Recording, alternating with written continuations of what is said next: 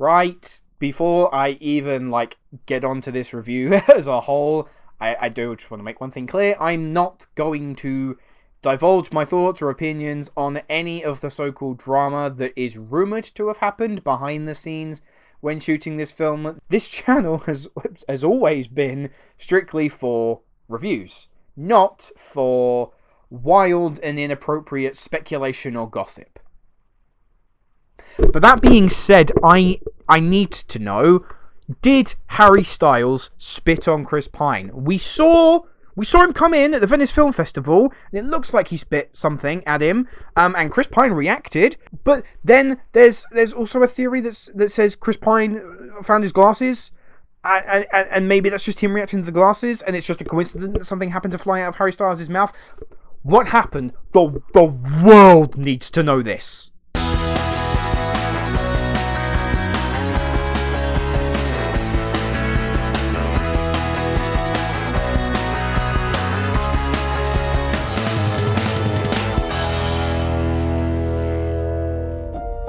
Welcome to the Victory Project. We're all here because we believe in the mission. What are we doing? Changing the world. What are we doing? Changing the world. That's right. What do you think they're really doing out there? What do you mean? The one thing they ask of us is to stay here. How's it going, guys? Welcome back to my channel, and time for another episode of Luke's Reviews. I'm sorry that it's been a while. I took some time off over the summer. I went on holiday. I've just started a new job, which is going really, really well. But, it felt like now is the right time to come back. And why is that, I hear some of you probably ask.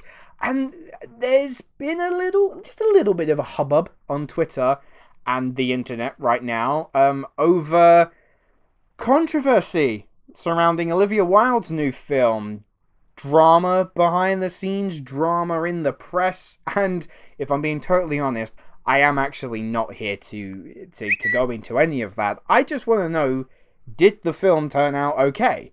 So this is my review for Don't Worry Darling. Set in a remote suburban town hailed as part of the Victory Project is Alice and her husband Jack.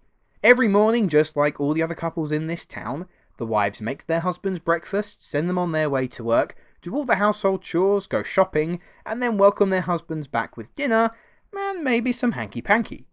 However, Alice soon begins to realise that perhaps this reality isn't all it seems, and that there's a larger mystery at foot with secrets being kept hidden. Safe to say, I was immensely intrigued by what this film had to offer. First of all, a stacked ensemble. Florence Pugh leading the way, alongside Chris Pine, Gemma Chan, as well as the first big lead role for one Harold Styles. And it also happens to star and is directed by Olivia Wilde, who in her first feature film Booksmart completely smashed it out of the park. Also, the concept and the trailers really did a good job of pulling me in, looking like this hybrid of The Truman Show and The Stepford Wives. So, coming out of the film, was I satisfied?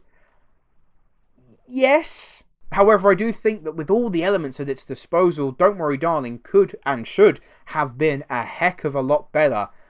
I kind of went into the film, and I know sometimes if you go in with high expectations and they don't meet, that's not necessarily the film's fault. But I did go into this film hoping that my socks were going to be blown off.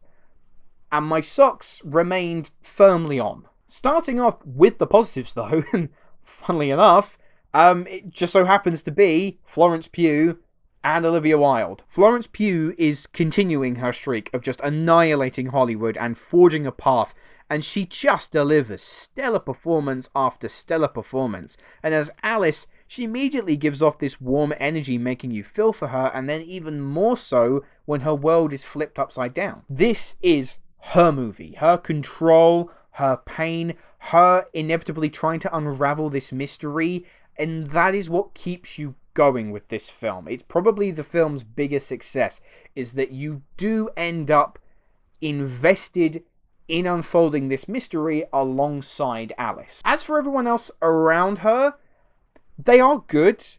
but they can't help but fall into Pugh's shadow. Chris Pine is probably the best of the supporting bunch. He plays this elusive and mysterious creator of the Victory Project, exuding complete control and sinister magnetism, and both him and Pugh share a terrifically tense sequence during a dinner party. And I know some of you are probably wondering, how did Harry Styles get on? Is he a future leading man?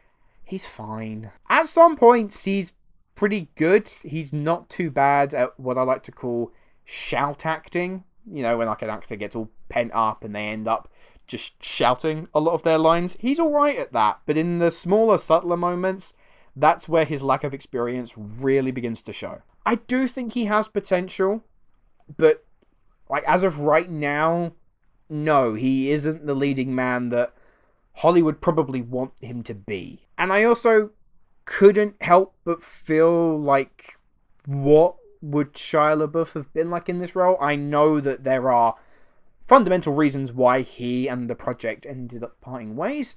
But I was sat watching the film thinking, I don't know, I think like he would have been the better choice. As for the other standout, we need to turn behind the camera, and that is Olivia Wilde as a director.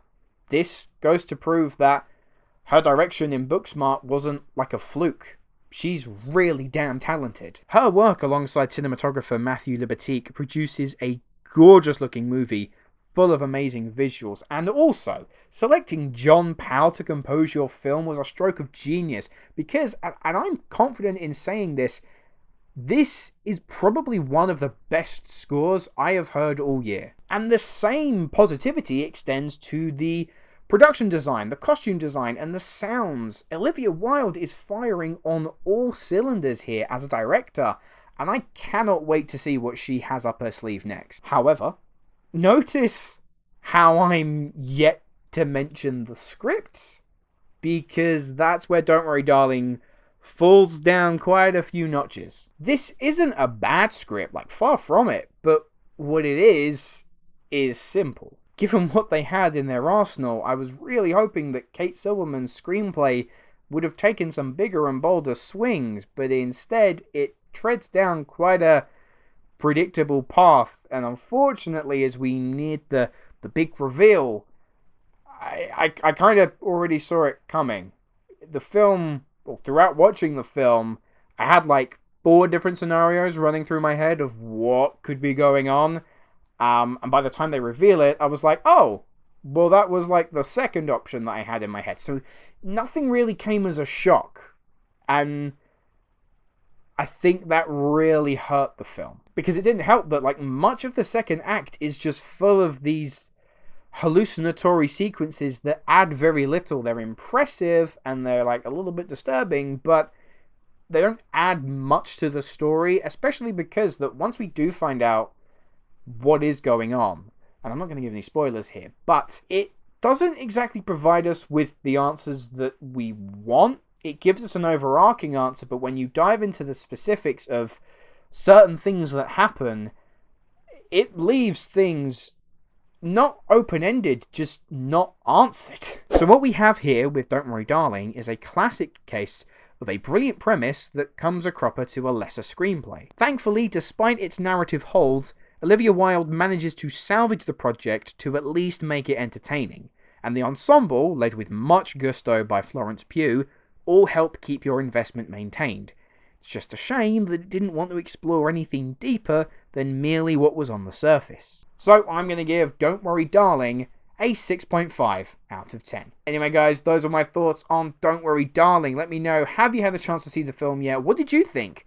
Leave your thoughts in the comments below. And my question to you, I want to know, which pop star would you like to see take a crack at Hollywood? We've seen it plenty of times before. Some turn out pretty well, some don't. But let me know who you want to see give it a go down below. But that is all we have time for here today, so thank you very much for watching, and I will see you in the next video. Hello, thank you so much for watching. I hope you enjoyed the video. If you have, make sure to click that like button, and if you aren't already, click that subscribe button too.